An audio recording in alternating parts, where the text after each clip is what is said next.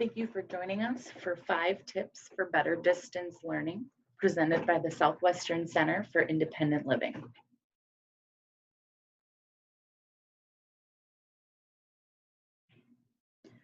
Distance learning is the newest way for students to receive their education.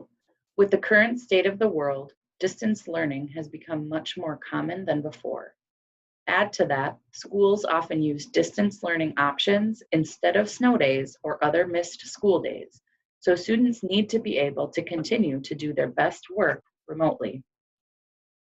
What are some things that can make distance learning more difficult? Technology issues, such as not having a smartphone or a tablet, or not having internet access or fast internet access. Lack of a schedule. If students struggle to stay on task during the day when they don't have a formal classroom setting. More distractions when you're home with all of your toys, electronics, and other people in your house distracting you. And finally, the stress and anxiety over the situation. There is so much in the world today that is causing added mental health concerns for both students and adults alike. So today we're going to talk about how you can overcome those barriers. The first tip is to keep a schedule. Keeping a schedule is very important while encouraging individuals to do their best distance learning. Schedules can help keep you on track. If you know what you are supposed to be doing and when, it will help to keep you motivated and focused. They also help you act as if it's a normal day. If you are planning to get work done for school and you don't give yourself a schedule for when to get it done or what time you need to do it, it's much easier for you to procrastinate. Procrastination means that you put it off until the last possible minute. Some ways that you can help keep yourself on a schedule is to use a timer or a stopwatch to keep you on task. If you normally spend 1 hour studying for a class or inside a classroom, set your stopwatch for 1 hour and make sure that you are focusing on just that subject or at least on schoolwork for that amount of time. Give yourself deadlines. A lot of times with distance learning assignments, deadlines for work are for the end of the week or the end of the day. There aren't specific times set aside for when assignments need to be completed every day. However, if you're given 5 worksheets to complete in a week that you would normally be doing 1 per day for your class, the best option is for you to give yourself a deadline of completing 1 worksheet per day for that class.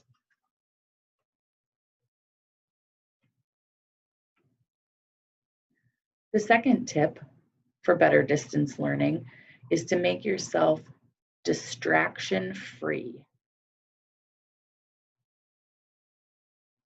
In order to be distraction-free, there's many things that you can do to help make sure that you don't have too many things going on around you that can pull your focus from what you are supposed to be doing. Much like the timer or stopwatch to help remind you to stay on task, a distraction-free space can be helpful to make it easier to focus on the task at hand. A cluttered or messy workspace or study area is likely to cause all kinds of distractions. Imagine being on a diet and staring at a birthday cake all day. The sight of the birthday cake will probably make it a lot harder to say no than if you were to avoid the temptation and be around something else. The same goes for studying.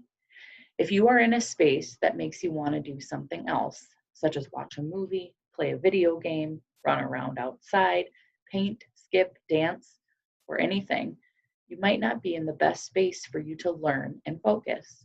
Make sure the area you are working in is quiet enough to keep you focused, but not too quiet or relaxing that it makes you fall asleep. Find an area with good lighting so as to not strain your eyes, and plenty of space for you to spread out your work if needed.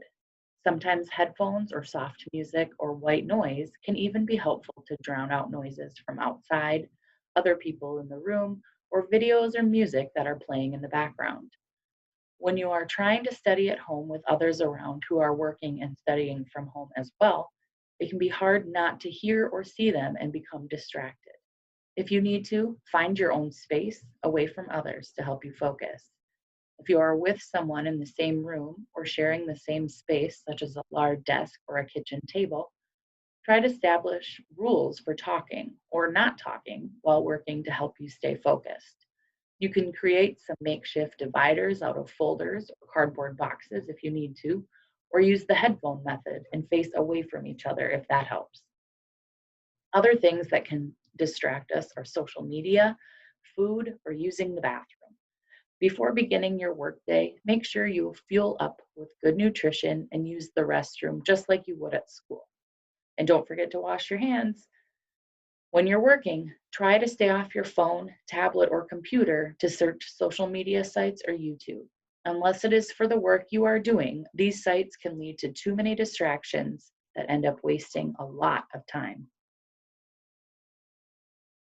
The third tip for better distance learning is to take good notes.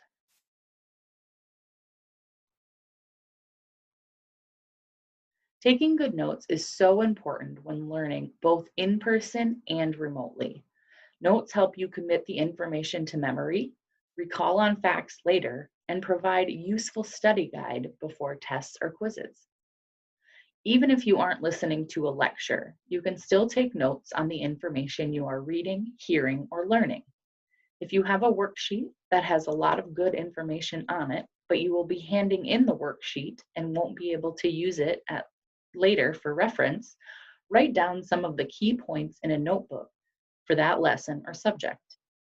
Make sure to stay organized and neat with your notes and keep them in order. Labeling them with the lesson name and date can be very helpful if you need to find them again later. Make sure your notes are as brief as possible. Lengthy notes are harder to read and understand. Use shorthand or abbreviations where you can, but always make sure you can understand them. Leave plenty of space when writing your notes. You never know when you may need to come back later to add in extra points or thoughts.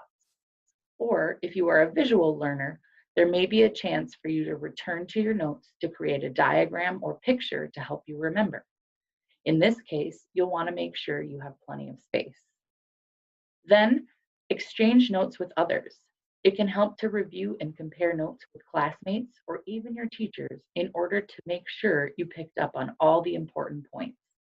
Often, people will have very different notes that told them what was important in the lecture, and it's good to get all other perspectives. It's also great if you or a classmate miss a day of class and need help catching up. Tip number 4 for better distance learning is to stay organized.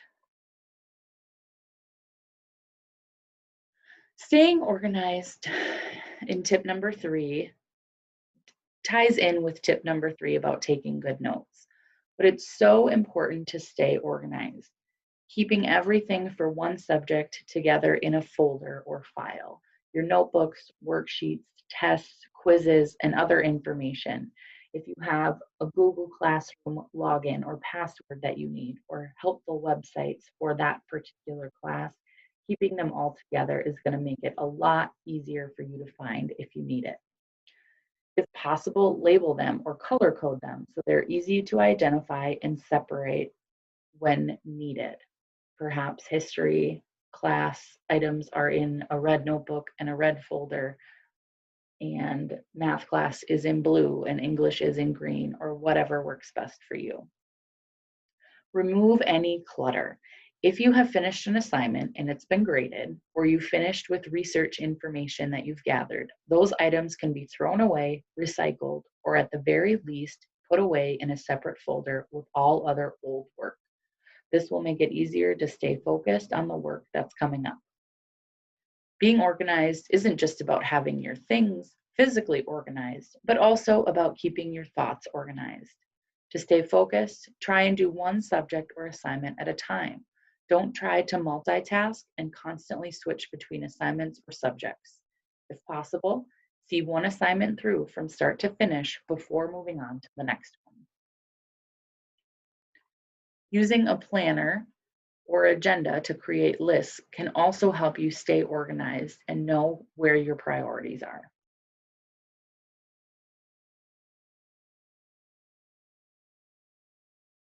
Tip number 5, utilize your resources and assistive technology. Resources can mean many different things. There may be technology that will work for you, such as listening to audiobooks instead of reading, using a voice recorder during a lecture, using a smart pen and notebook to transcribe your handwritten notes into text on your computer, or using closed captioning on videos. All of these things are simple changes you can make to help you learn differently or more effectively for you. But also remember there are other resources that aren't technology. Ask your siblings or family members for help if you think they may know how to do a problem or answer a question. Ask your teacher if you're stumped. Refer to a textbook if you have it. Find more information at your local library or online library. Sometimes we need to put in a little extra or different work in our classes in order to learn the best way that's for us. The Southwestern Center for Independent Living does have an assistive technology specialist on staff. If there are any devices that you feel you would benefit from, please contact us and we would be happy to direct you to some of the resources that we have or sign you up for a demonstration with one of the products in our lending library.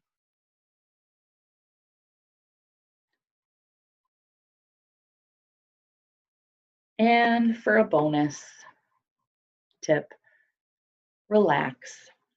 There's a lot going on in our world right now. The way we are doing schoolwork and work is ever changing, and we're finding it very hard to keep up. The important thing to remember is don't fret. Right now, a lot of people are feeling the same pressures and confusion as you. It's completely normal and acceptable to be feeling sad, disappointed, overwhelmed, angry, confused, or any other emotion. There is no perfect solution to our predicament right now. What is important is that you continue to take care of yourself physically and mentally. Take time to unwind and relax. It's hard to switch between home life and school life when your school life is at home, which is why it's so important to make sure you're finding a time and a place to do school and a separate, safe space to be at home and relax. Continue to nourish your body with good food and provide your body with endorphins through being as active as possible. Take breaks often and get plenty of sleep. Find a support system of friends or family who understand what you're going through and are willing to work with you and listen. Don't be discouraged if things are confusing and different for a long time, but continue to work through the changes as well as you can. Take deep breaths, practice meditation, yoga, or prayer. Continue to participate in a hobby that makes you happy and helps you clear your mind.